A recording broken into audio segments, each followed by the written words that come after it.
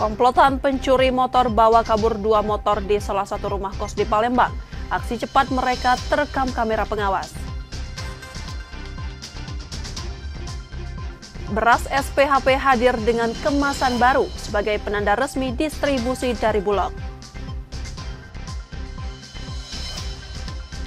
Sumsel United mematangkan persiapan jelang bergulirnya kompetisi Championship. Fokus utama saat ini penyempurnaan taktik dan strategi permainan.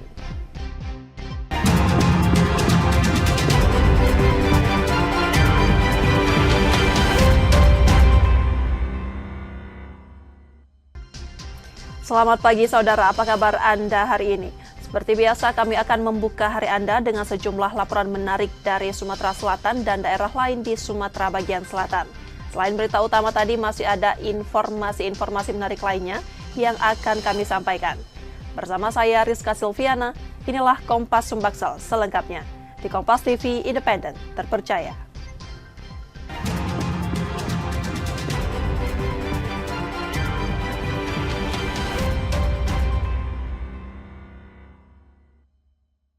Kita awali informasi pertama, saudara. Aksi komplotan pencuri motor di sebuah rumah kos di Palembang terekam kamera pengawas. Dalam waktu singkat, 2 motor dibawa kabur setelah pelaku merusak kunci kontak. Rekaman kejadian ini pun viral di media sosial. Rekaman kamera pengawas memperlihatkan aksi pencurian motor di sebuah rumah kos kawasan Kemuning, Palembang.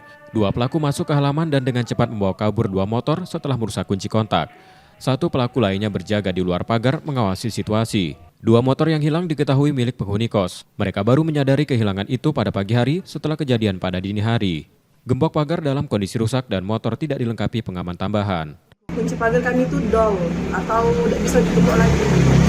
Nah, jadi waktu pasnya azan subuh, tidak pakai lagi aktivitas di kosan, ya, itulah kesempatan mereka masuk.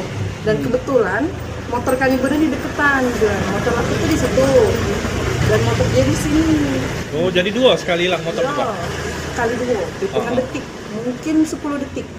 Aksi pencurian ini viral di media sosial. Kasusnya telah dilaporkan ke polisi yang langsung melakukan olah tempat kejadian perkara dan memeriksa sejumlah saksi. Reski Oktora, Muklas Diferensial, Kompas TV, Palembang, Sumatera Selatan. Seorang juru parkir di Palembang menjadi korban penganiayaan setelah terlibat selisih paham dengan 3 rekannya.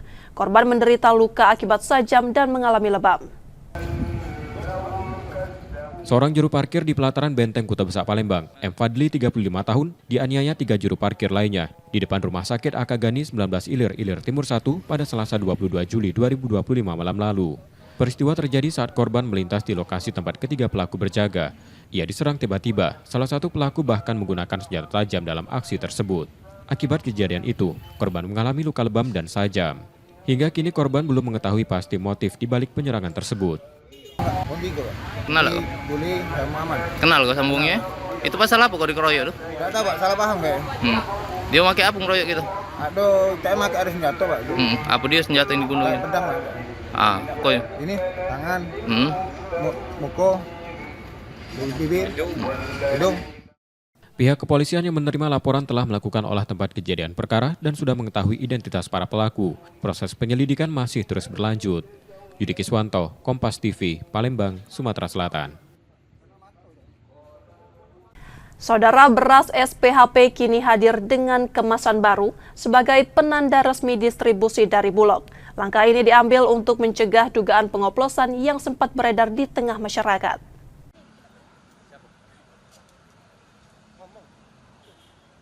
Tak hanya beras premium, sejumlah aduan juga diterima Satgas Pangan Polda Sumsel terkait dugaan pengoplosan beras SPHP yang beredar di masyarakat. Selama hampir 3 bulan sejak 30 April 2025, distribusi beras SPHP sempat dihentikan.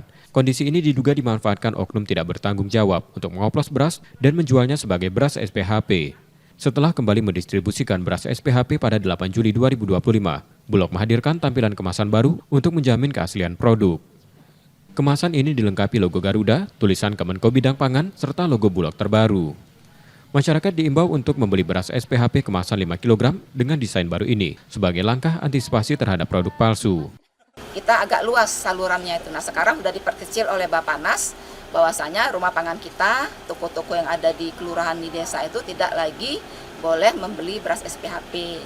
Hanya boleh itu pasar-pasar rakyat, GPM, ataupun pasar murah. Nah, jadi diharapkan dengan adanya penyempitan saluran itu dapat memperkecil penyimpangan dari beras SPHP tersebut. Sementara Satgas Pangan Polda Sumsel menegaskan akan menindak pelaku pengoplosan baik pada beras premium maupun beras SPHP. Bagi masyarakat yang menemukan beras premium oplosan ataupun beras SPHP ada yang oplosan, kami siap untuk menerima laporan, segera bisa menghubungi melalui via aplikasi bantuan kepolisian Polda Sumatera Selatan dan akan kami lakukan tindakan penegakan hukum. Beras SPHP merupakan bagian dari program stabilisasi pasokan dan harga pangan. Satgas Pangan bersama Pemprov dan TPID Sumsel terus mengawasi peredarannya agar tetap sesuai kualitas, kuantitas, dan tepat sasaran. Muhammad Reza Pahlevi, Kompas TV, Palembang, Sumatera Selatan. 3 aset milik pemerintah Provinsi Sumatera Selatan yang sempat berpindah tangan akhirnya dikembalikan Kejaksaan Tinggi Sumsel.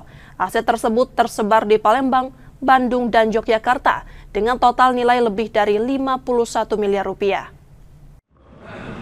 Assalamualaikum warahmatullahi wabarakatuh. 3 aset milik pemerintah Provinsi Sumatera Selatan yang sempat berpindah tangan akhirnya dikembalikan Kejaksaan Tinggi Sumsel. Aset tersebut tersebar di Palembang, Bandung, dan Yogyakarta dengan total nilai lebih dari 51 miliar rupiah. Aset tersebut sebelumnya dikelola Yayasan Batanghari 9 dan sempat dijual oknum yang tidak bertanggung jawab.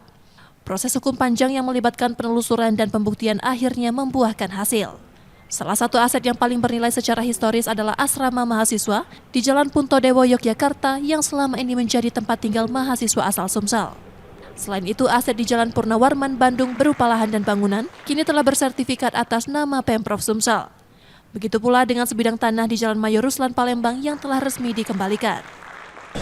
Berkat kerja yang keras, cerdas dari Kejaksaan Tinggi Sumatera Selatan, aset itu sudah dikembalikan ke Pemprov Sumatera Selatan.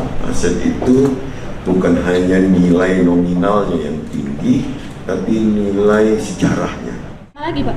Ya, kemanfaatannya akan kita kelola kembali untuk kemanfaatan yang lebih luas. Jadi, karena itu besar tanahnya yang mungkin sebagian untuk mahasiswa, sebagian mungkin untuk kepentingan lain yang bermanfaat bagi pemerintah provinsi. Meski sempat tak tercatat secara administratif selama puluhan tahun, Kejati Sumsel berhasil menelusuri dan membuktikan kepemilikan sah atas aset-aset tersebut. Putusan ingkrah dari Mahkamah Agung atas aset di Yogyakarta menjadi langkah penting dalam pengambilan aset ke negara. Itu memang sulit ya, ini kan sebuah tantangan. Jadi ini persoalan yang sangat pelik dalam melakukan pengejaran aset-aset ini. Bayangkan itu sudah 73 tahun yang lalu. Sehingga memang membutuhkan kinerja yang kuat dari teman-teman di Datun, di Pitsus, baik itu di penyidikan dan penuntutan. Itu saya kira soal yang teknis ya, karena memang sangat sulit. Oke? Rencana pemanfaatan ketiga aset tersebut kini difokuskan untuk kepentingan publik khususnya pendidikan.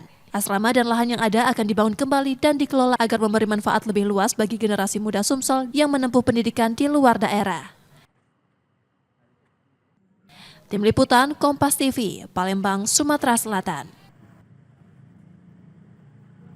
Cadangan beras di gudang Bulog Kanwil Sumsel Babel saat ini mencapai 80.000 ton. Jumlah tersebut dinilai cukup untuk menjamin ketersediaan beras di Sumatera Selatan hingga 2 tahun ke depan.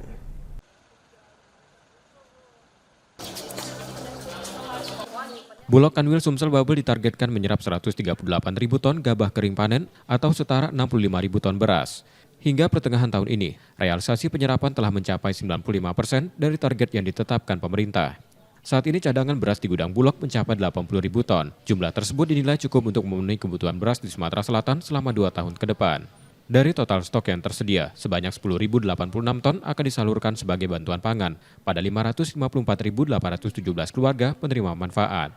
Masing-masing keluarga akan mendapat 20 kg beras untuk periode 2 bulan, yakni Juni dan Juli, yang mulai didistribusikan pada bulan ini. Jadi kita itu ditargetkan oleh pemerintah itu untuk Sumsel Babel itu 138.000 ton GKP.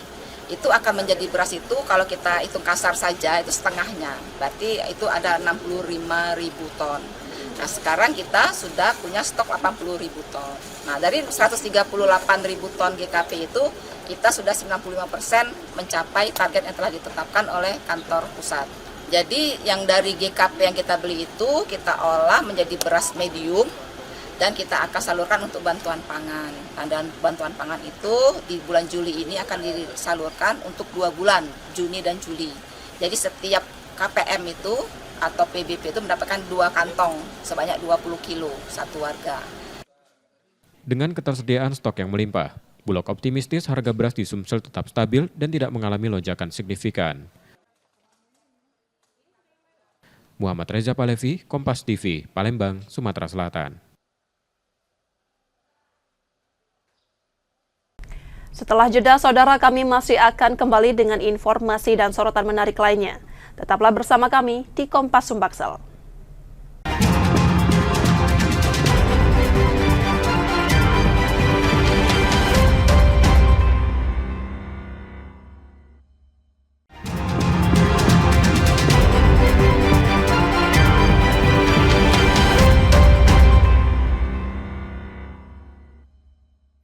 Anda masih menyaksikan Kompas Sumbaksel, saudara. Saatnya kita akan melihat sorotan dari daerah di Sumatera bagian selatan. Berikut laporan dari Bengkulu, Lampung, dan Bangka Belitung. Warga Pulau Enggano masih menghadapi kendala serius dalam hal transportasi laut, meskipun pemerintah mengklaim layanan kapal sudah mulai normal. Warga mengeluhkan jadwal kapal yang tidak menentu, baik kapal perintis maupun kapal feri. Dalam 2 pekan terakhir, kapal feri difokuskan mengangkut bahan bakar minyak, baik untuk pembangkit listrik maupun kebutuhan masyarakat. Akibatnya warga kesulitan menjual hasil bumi mereka ke kota Bengkulu, lantaran hanya sedikit pisang yang bisa diangkut kapal feri.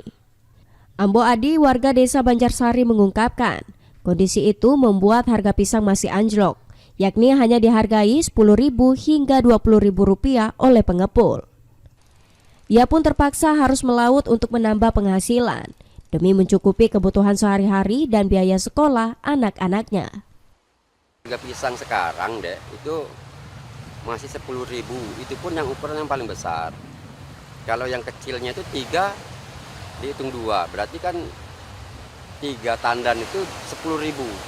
Nah, jadi sangat-sangat nggak sesuai sama pemasukan, bahkan untuk membiayai hasil kebun itu sendiri udah gak cukup. Jadi perputaran uang di Enggano ini belum ada. Nah, kalau yang kami lakukan untuk nutupin kekurangan kami di Enggano untuk bayar anak sekolah yang ada di Bengkulu, kami turun ke laut. Ya, semacam amfibi lah. Ya, jadi begitulah kira-kira keadaan kami di sini, Pak. Nggak ada yang ini, nggak. Kalau sekarang ini katanya sudah ada kemajuan, nggak ada, belum ada dampaknya. Bupati Bengkulu Utara Ari Septia Adinata yang berkunjung ke Pulau Enggano mengakui kapal feri memang difokuskan untuk kebutuhan bahan bakar di Enggano. Namun ia telah bersurat ke Gubernur Bengkulu agar jadwal kapal dan pesawat dapat ditambah menjadi 3 kali dalam seminggu. Bahwa jalur pengapalan kapal Telo ini memang minggu pertama itu fokus dengan BBM. Minggu kedua itu bahan bumi. Bisa dikeluar ke Pulau Enggano. Cuma kami sudah bersurat dengan Pak Gubernur sehingga bisa ditambah jalur laut itu menjadi seminggu itu 2 kali jadi 3 kali, baik udara maupun darat. Harapan masyarakat Enggano kini tertuju pada pemerintah untuk segera menambah frekuensi kapal dan pesawat. Warga Enggano hanya ingin satu hal, kemudahan untuk terhubung dengan daerah lain demi keberlangsungan hidup dan masa depan anak-anak mereka. Gilang Triwibisono, Kompas TV Bengkulu. SH pengendara yang menyerang anggota polisi saat sedang menggelar operasi patuh nala di depan Polres Bengkulu Tengah ternyata merupakan seorang residivis yang sudah 6 kali keluar masuk penjara. Hal ini terungkap usai polisi melakukan pemeriksaan terhadap pelaku yang merupakan warga Kota Bengkulu. Selain itu, dari hasil pemeriksaan juga terungkap pelaku merupakan pengguna narkoba dan mengendarai kendaraan dalam kondisi mabuk saat dihentikan petugas. Motif penyerangan dilakukan pelaku karena tak terima motornya dihentikan petugas saat akan pergi ke Kabupaten Rejang Lebong. Sementara untuk kendaraan yang digunakan pelaku diduga kendaraan bodong karena tak dilengkapi surat kendaraan. Melakukan penyerangan terhadap anggota lantas menggunakan senjata tajam. Kemudian kami amankan beserta sajamnya. Habis itu kami langsung mengembangkan terduga dan positif menggunakan narkoba. Terima kasih. Sebelumnya seorang pengendara sepeda motor menyerang polisi menggunakan senjata tajam saat tengah berlangsungnya operasi patuh nala. Pelaku sempat kabur ke area perkebunan namun berhasil diamankan. Bayazir Al-Raihan, Kompas TV Bengkulu. WD pria berusia 29 tahun diamankan unit reskrim Polsek Ratu Agung usai menggelapkan 2 unit motor milik rekan kosnya sendiri di Kelurahan Nusa Indah, Kota Bengkulu. Pelaku ditangkap tanpa perlawanan saat sedang berada di sebuah penginapan.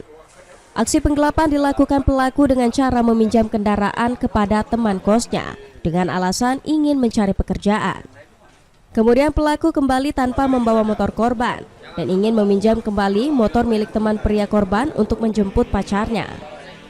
Korban yang sudah mengenal pelaku tanpa curiga meminjamkannya.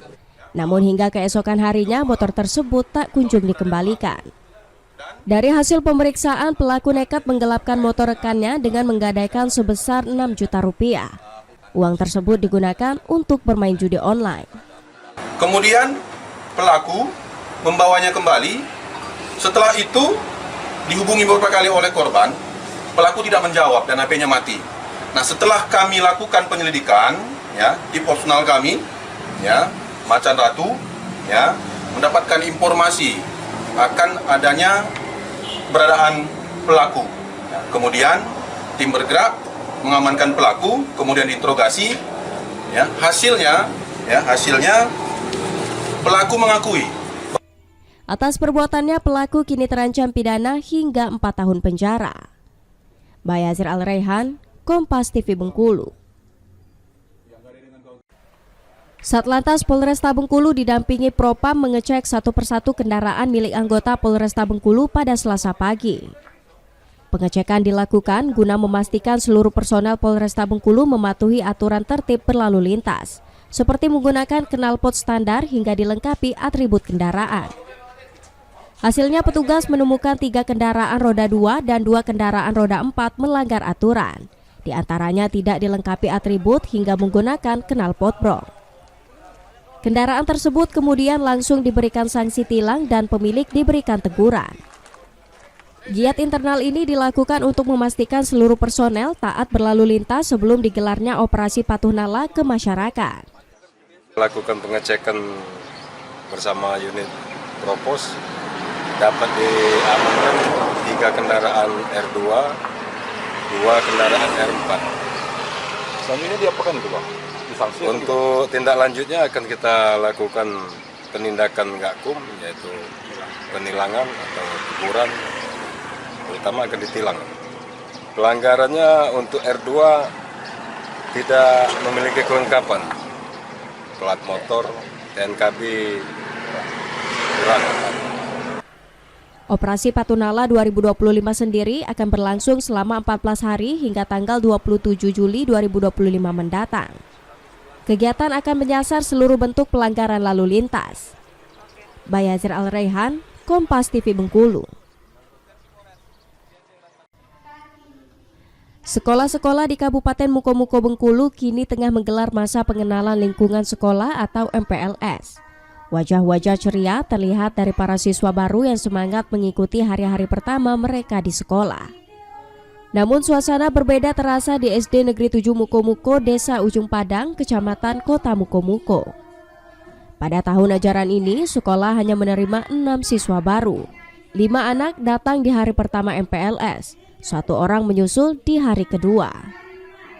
Kepala Sekolah Rislina menyebut jumlah itu jauh dari kata ideal.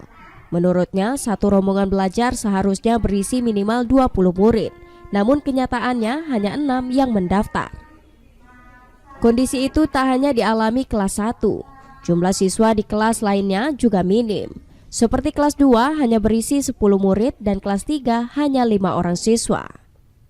Rislina mengaku sempat berharap sistem zonasi akan menambah jumlah siswa, tapi kenyataannya sistem itu tak membawa dampak signifikan. Permasalahan lain juga datang dari kondisi bangunan. Beberapa ruang kelas mengalami kerusakan, termasuk plafon yang bolong dan ruang guru yang mulai lapuk. Proposal perbaikan sudah diajukan, namun hingga kini belum ada tanggapan. Untuk tahun ini memang kemarin 5 siswa Pak, terus hari ini ada 1 yang mendaftar jadi 6 siswa. Dan untuk tahun yang kemarin yang sekarang naik ke kelas 2 itu 10 orang, kelas 3 yang sekarang itu 5 orang. Jadi sekitar segitulah Pak siswa kami. Di tengah berbagai keterbatasan masih ada orang tua yang tetap percaya dan memilih sekolah ini, yaitu Suparni. Ia beralasan memilih sekolah itu karena lokasinya yang dekat dari rumah. Di sini tuh lebih nyaman. Apa ini? Lebih dekat ya. Lebih dekat. Tempat tinggalnya juga dekat sini. Memang anak yang minta juga ya. Oh iya. Sekolahnya nggak mau. Iya. Memang meskipun dikit siswanya, lebih nyaman ya, lebih enak kontrolnya ya Bu. Kontrolnya. Iya. Terlalu jauh. Nggih. Meski sunyi dari hiruk pikuk siswa, SD Negeri 7 Muko-Muko tetap menyimpan semangat. Sebuah sekolah kecil yang berharap tidak dilupakan dan tetap menjadi tempat tumbuhnya harapan anak-anak di pelosok desa. Gilang Triwibisono, Kompas TV Bengkulu. Rekaman ini sengaja kami samarkan karena mengandung unsur kengerian. Di dalam video tampak warga menemukan mayat tergeletak di atas bebatuan tepi pantai Dusun Cukupandan, Pekon Padang Ratu, Kecamatan Limau, Kabupaten Tanggamus, Lampung. Tragisnya, jasad tanpa identitas itu ditemukan dengan kondisi tanpa kepala hingga membuat warga sekitar heboh pada Rabu 16 Juli kemarin. Polisi yang tiba di lokasi langsung mengevakuasi jasad korban untuk dilakukan otopsi guna mengungkap identitas dan penyebab kematiannya.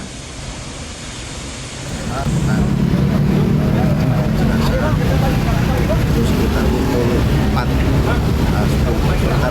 sore kemudian kita melaksanakan kegiatan penyelidikan terkait identitas, yang mana jenazahnya kita temukan di lokasi ada kepala, kemudian juga untuk tangan memang pada saat yang tidak ditemukan, memang mengapung di atas kemudian kita arahkan untuk melaksanakan otopsi baik kepala maupun otopsi dalam di Masjid Bayangkara. Di Bayangkara, Bang.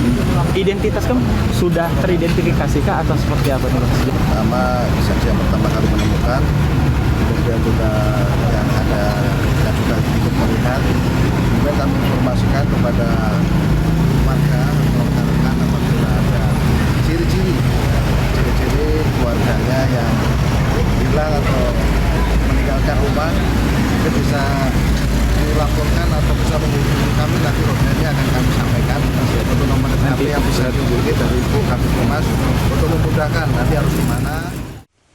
Saat ini Polres Tanggamus telah membuka layanan hotline untuk masyarakat yang merasa kehilangan anggota keluarga. Roma Fria Idam, Kompas TV, Lampung.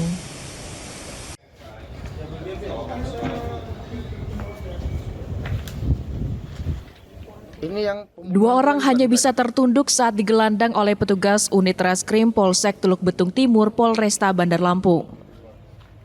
Kedua pelaku, Juliansyah dan Denny Asari ini juga merupakan residivis yang kembali melancarkan aksi pencurian dengan cara merusak pintu hingga berhasil masuk ke dalam rumah dan leluasa menggasak harta benda korban. Dari aksinya ini pelaku berhasil membawa lari sepeda motor, ponsel genggam, dan uang tunai di dalam lemari yang digunakan para pelaku sebagai modal judi online hingga berfoya-foya.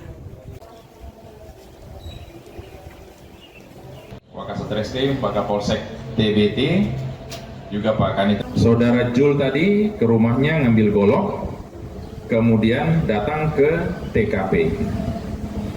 Di TKP kemudian saudara Jul yang masuk ke dalam rumah dan melakukan upaya pencurian. Dia dengan cara merusak dinding bagian belakang rumah korban. Kemudian ngambil kunci kontak sepeda motor yang berada di gagang pintu lemari TV.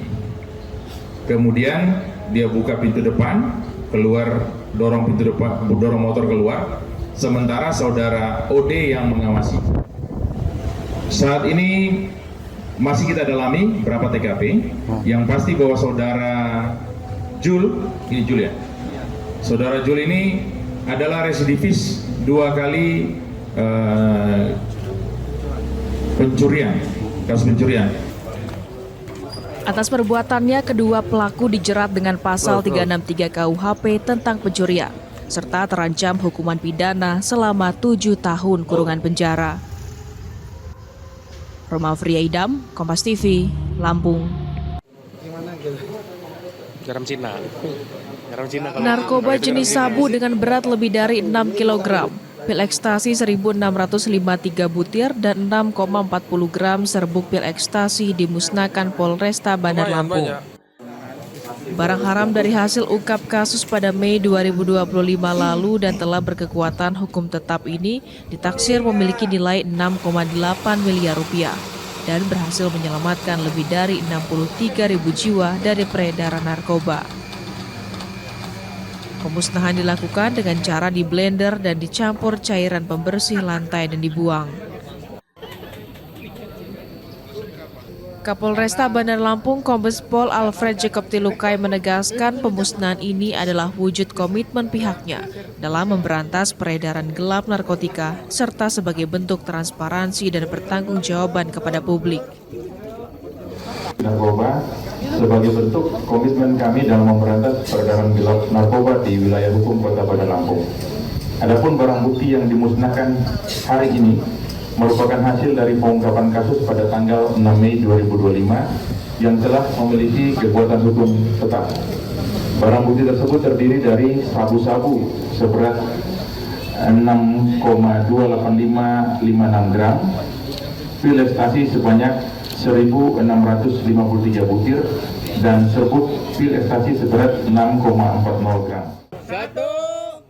Polisi juga mengajak masyarakat untuk berperan dalam upaya pemberantasan tindak pidana narkotika dengan bisa segera melapor jika mengetahui adanya aktivitas mencurigakan di lingkungan sekitar.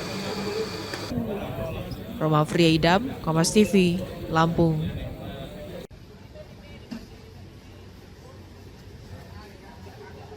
Para pekerja menyerbu kantor pos Pangkal Pinang. Mereka datang untuk mencairkan bantuan subsidi upah atau BSU dari Kementerian Ketenagakerjaan senilai Rp600.000. Sejak pagi hari, para pekerja terlihat antusias menunggu giliran. Mereka membawa KTP asli dan kartu BPJS Ketenagakerjaan sebagai syarat pencairan. Total sebanyak 22.555 penerima di Pulau Bangka menerima BSU melalui kantor pos Pangkal Pinang. Pihak kantor pos Pangkal Pinang juga menyediakan kuota pencairan bagi pekerja luar daerah yang sedang berada di Bangka Belitung. Kalau untuk di kantor cabang pos Pangkal Pinang itu ada 22.555 penerima. Namun kami di pos itu kan kita open payment, artinya misalkan alokasi dari kantor cabang lain seperti Belitung, Jakarta, di seluruh Indonesia yang memang lagi di sini, kita masih tetap bisa bayarkan. Jadi kita bisa membayarkan lebih dari 22.555. Ya, kita bisa membayarkan. Jadi kita terkoneksi ke seluruh kantor pos di Indonesia ya.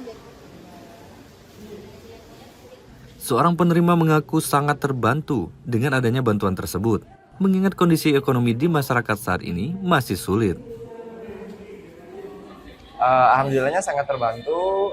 Ini juga rencananya mau saya manfaatkan untuk pembelian sembako bantu ibu di rumah. Kurang lebih gitu sih. Berarti bakal dibantu untuk pembelian. Iya, sembako di rumah.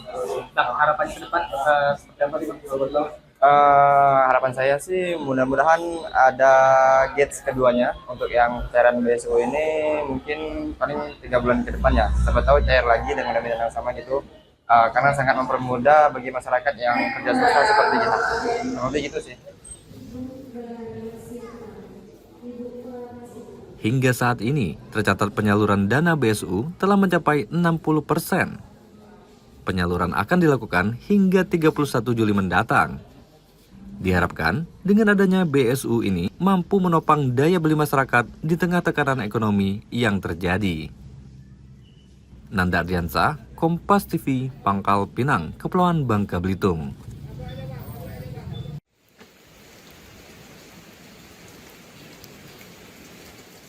Siapa sangka, dari halaman rumah seorang pria di Pangkal Pinang mampu mengubah limbah menjadi cuan.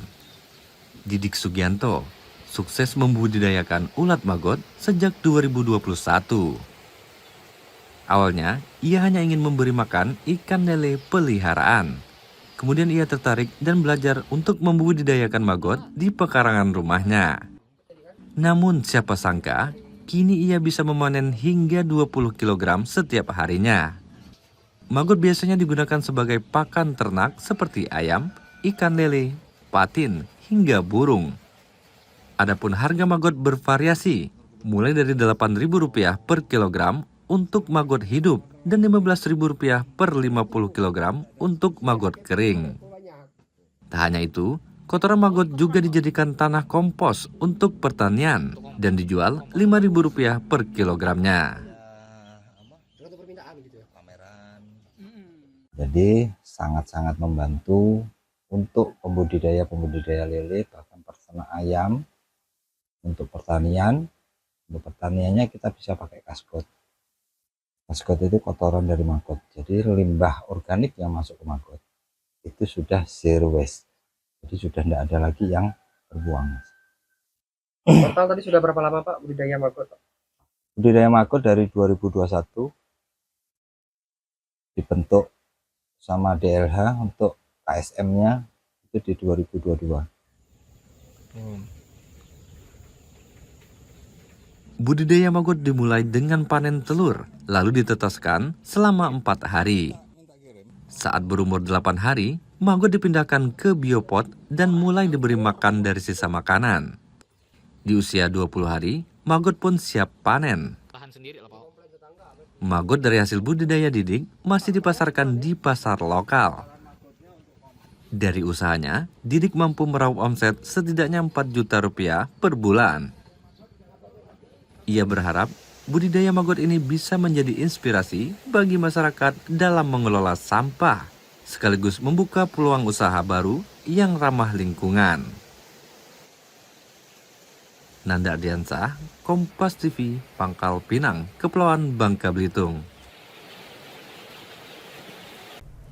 Demikian tadi saudara sorotan dari Bengkulu, Lampung, dan Bangka Belitung. Setelah jeda kami masih akan kembali dengan informasi menarik lainnya. Tetaplah bersama kami di Kompas Sumbaksel.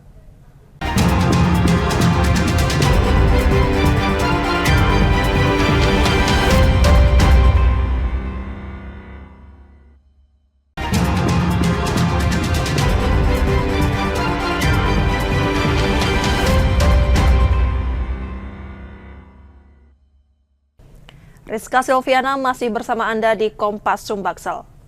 Lebih dari 4 kg sabu dan puluhan ribu butir pil ekstasi dimusnahkan Polda Sumsel. Barang bukti itu merupakan hasil pengungkapan jaringan peredaran narkoba dengan 19 kurir ditetapkan sebagai tersangka dan terancam hukuman mati. 2025, tersangka Devriansa 5. Direktorat Reserse Narkoba Polda Sumsel memusnahkan 4,55 kg sabu hasil sitaan dari 10 laporan polisi selama Mei hingga Juni 2025. Barang bukti dimusnahkan dengan dilarutkan dalam air deterjen, di blender, lalu dibuang ke saluran air. Sebanyak 19 kurir ditangkap dari 6 wilayah di Sumatera Selatan, yakni Palembang, Ogan Ilir, Ogan Komering Ilir, Banyuasin, Muara Enim, dan Oku Timur. Polisi masih mendalami jaringan peredaran narkoba ini, termasuk menelusuri asal barang dan memperketat pengawasan di jalur perlintasan antar kota dan perbatasan provinsi. Untuk 19 orang tersangka dengan barang bukti sebanyak sabu yaitu 4.687,09 gram dan ekstasi 24.156. 19 tersangka ini Pak Dit, bagian besar mereka perannya apa? Perannya itu ada sebagai pengedar, kemudian juga bandar dan kurir. Rencananya akan diedarkan di seluruh wilayah di Polda Sumatera Selatan. Namun kita kemarin tadi di 6 TKP tadi ya. Ini adalah pemain antara provinsi, ya, Lampung dan Sumatera Selatan. Para tersangka kini ditahan di Polda Sumsel dan terancam hukuman mati atau penjara seumur hidup. Reski Oktora, Muklas Diferensial, Kompas TV, Palembang, Sumatera Selatan.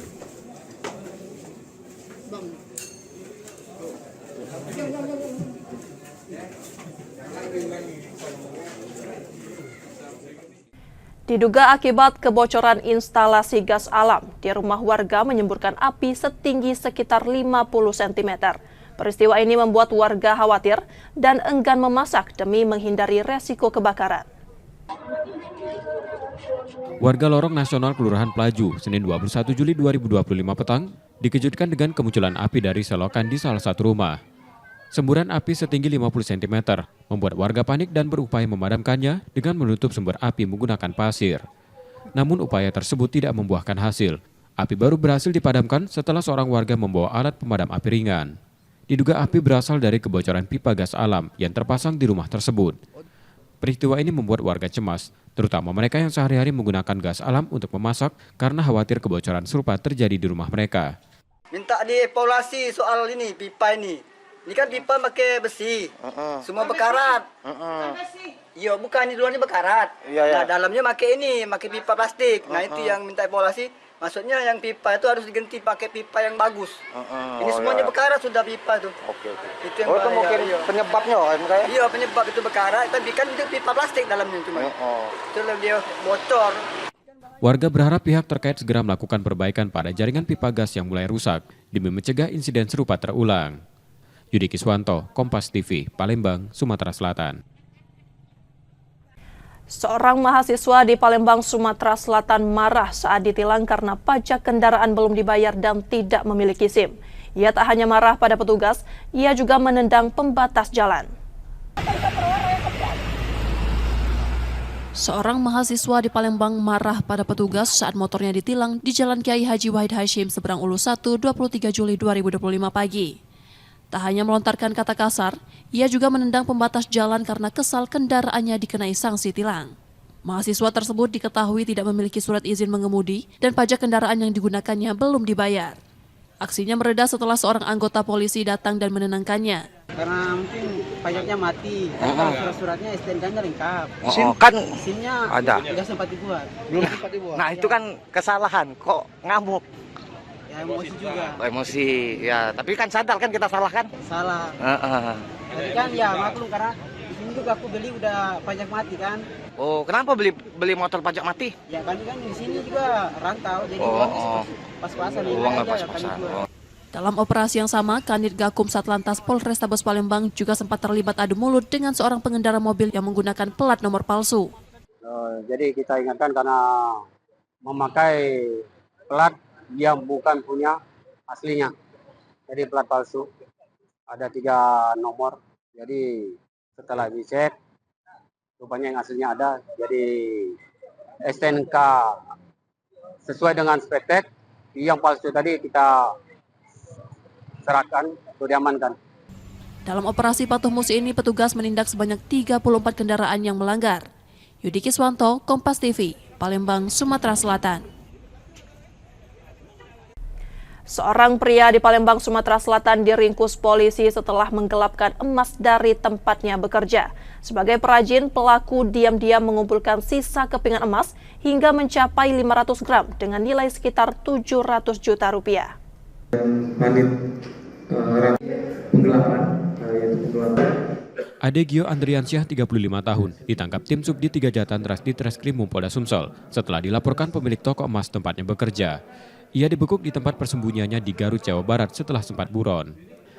Sebagai perajin emas yang telah bekerja selama setahun, Ade diduga menggelapkan sisa kepingan emas dari proses pembuatan cincin. Aksinya terbongkar setelah pemilik toko mencurigai adanya kejanggalan dan melakukan audit, tepat saat tersangka tidak lagi masuk kerja tanpa keterangan. Dari hasil audit terdapat 282 buah cincin ditemukan kekurangan emas seberat 500 gram dengan nilai kerugian ditaksir mencapai 700 juta rupiah. Uang hasil penjualan emas digunakan tersangka untuk membeli barang-barang mewah dan gaya hidup. Dia mengambil kepingan, bukan kepingan utuh ya, kadang yang kecil, kadang cincin, berbagai macam yang dia ambil dari itu, sehingga pada saat pengecekan oleh pemilik terdatalah bahwa beberapa sudah hilang, terkumpul sekitar kurang lebih kalau gramnya itu diuangkan plus minus ya 700 juta. Ya, dia melakukan ini kami amankan sendiri dan selanjutnya akan kami proses untuk pendalaman lebih lanjut. Dia selama dia kerja, dia tuh kerja sudah 1 tahun, plus minus 1 tahun. Kini tersangka mendekam di tahanan Polda Sumsel dan terancam hukuman di atas 5 tahun penjara. Rizky Oktora, Muklas Diferensial, Kompas TV, Palembang, Sumatera Selatan. Beralih ke informasi olahraga, saudara, Sumsel United terus mematangkan persiapan jelang bergulirnya kompetisi Championship 2025-2026. Fokus utama tim saat ini penyempurnaan taktik dan strategi permainan.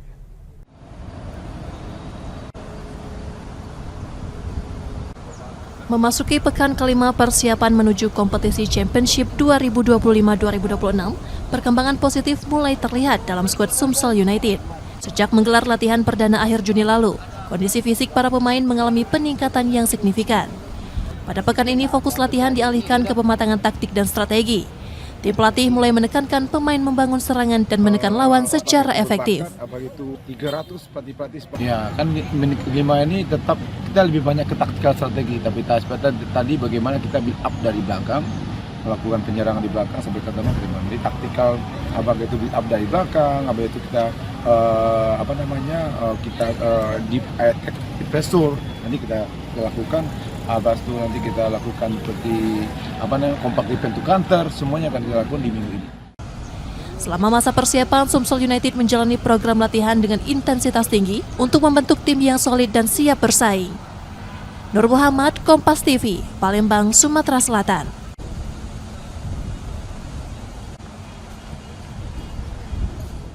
Saudara, kami jeda sejenak, setelah itu kami masih akan kembali. Tetaplah bersama kami di Kompas Sumbaksel.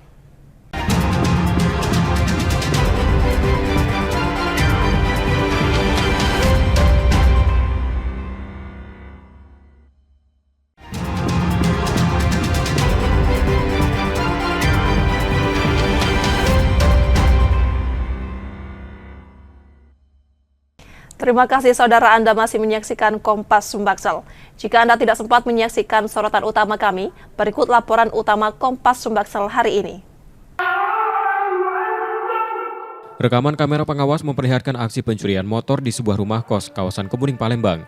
Dua pelaku masuk ke halaman dan dengan cepat membawa kabur dua motor setelah merusak kunci kontak. Satu pelaku lainnya berjaga di luar pagar mengawasi situasi. Dua motor yang hilang diketahui milik penghuni kos. Mereka baru menyadari kehilangan itu pada pagi hari setelah kejadian pada dini hari. Gembok pagar dalam kondisi rusak dan motor tidak dilengkapi pengaman tambahan. Kunci pagar kami itu dol atau tidak bisa ditutup lagi. Nah, jadi waktu pasnya azan subuh, tidak pakai lagi aktivitas di kosan, itulah kesempatan mereka masuk. Dan kebetulan motor kami berada di deketan, motor aku itu di situ. Dan motor dia di sini. Oh, jadi dua sekali hilang motor juga? Kali dua, hitungan detik, mungkin 10 detik. Aksi pencurian ini viral di media sosial. Kasusnya telah dilaporkan ke polisi yang langsung melakukan olah tempat kejadian perkara dan memeriksa sejumlah saksi. Rizky Oktora, Muklas Diferensial, Kompas TV, Palembang, Sumatera Selatan. Yang melapor, iya namanya ada sih.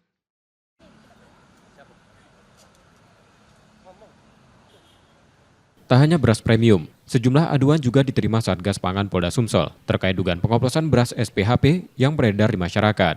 Selama hampir 3 bulan sejak 30 April 2025, distribusi beras SPHP sempat dihentikan. Kondisi ini diduga dimanfaatkan oknum tidak bertanggung jawab untuk mengoplos beras dan menjualnya sebagai beras SPHP. Setelah kembali mendistribusikan beras SPHP pada 8 Juli 2025, Bulog menghadirkan tampilan kemasan baru untuk menjamin keaslian produk. Kemasan ini dilengkapi logo Garuda, tulisan Kemenko Bidang Pangan, serta logo Bulog terbaru. Masyarakat diimbau untuk membeli beras SPHP kemasan 5 kg dengan desain baru ini sebagai langkah antisipasi terhadap produk palsu. Kita agak luas salurannya itu. Nah, sekarang sudah diperkecil oleh Bappenas bahwasanya rumah pangan kita, toko-toko yang ada di kelurahan di desa itu tidak lagi boleh membeli beras SPHP. Hanya boleh itu pasar-pasar rakyat, GPM, ataupun pasar murah. Nah, jadi diharapkan dengan adanya penyempitan saluran itu dapat memperkecil penyimpangan dari beras SPHP tersebut. Sementara Satgas Pangan Polda Sumsel menegaskan akan menindak pelaku pengoplosan baik pada beras premium maupun beras SPHP. Bagi masyarakat yang menemukan beras premium oplosan ataupun beras SPHP ada yang oplosan, kami siap untuk menerima laporan, segera bisa menghubungi melalui via aplikasi bantuan kepolisian Polda Sumatera Selatan dan akan kami lakukan tindakan penegakan hukum. Beras SPHP merupakan bagian dari program stabilisasi pasokan dan harga pangan. Satgas Pangan bersama Pemprov dan TPID Sumsel terus mengawasi peredarannya agar tetap sesuai kualitas, kuantitas, dan tepat sasaran. Muhammad Reza Pahlevi, Kompas TV, Palembang, Sumatera Selatan.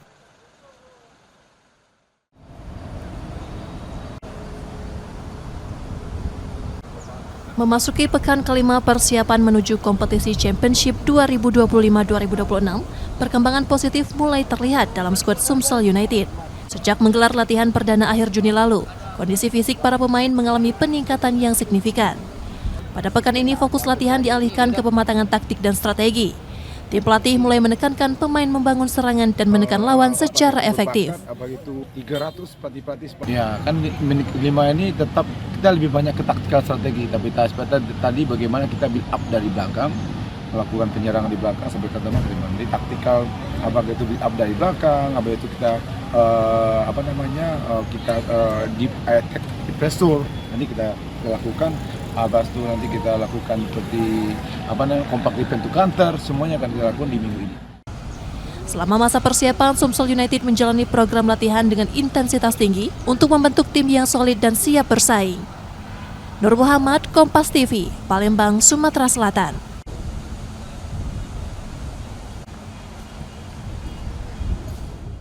Informasi tadi saudara menjadi akhir dari Kompas Sumbaksel hari ini. Tetap saksikan konten lokal di Kompas TV setiap hari, mulai pukul 4.30 hingga 7 pagi. Saudara, media adalah pilar yang menjaga keseimbangan informasi. Dengan menonton Kompas TV Palembang, Anda membantu memastikan media terus ada menyajikan berita yang dapat dipercaya. Kembali kami mengingatkan bagi Anda yang ingin berbagi informasi atau kritik dan saran, dapat mengakses media sosial kami di @KompasTV_Palembang. Akhirnya saya Rizka Selviana pamit, tetaplah menyaksikan Kompas TV, independen terpercaya. Terima kasih sudah menonton dan sampai jumpa.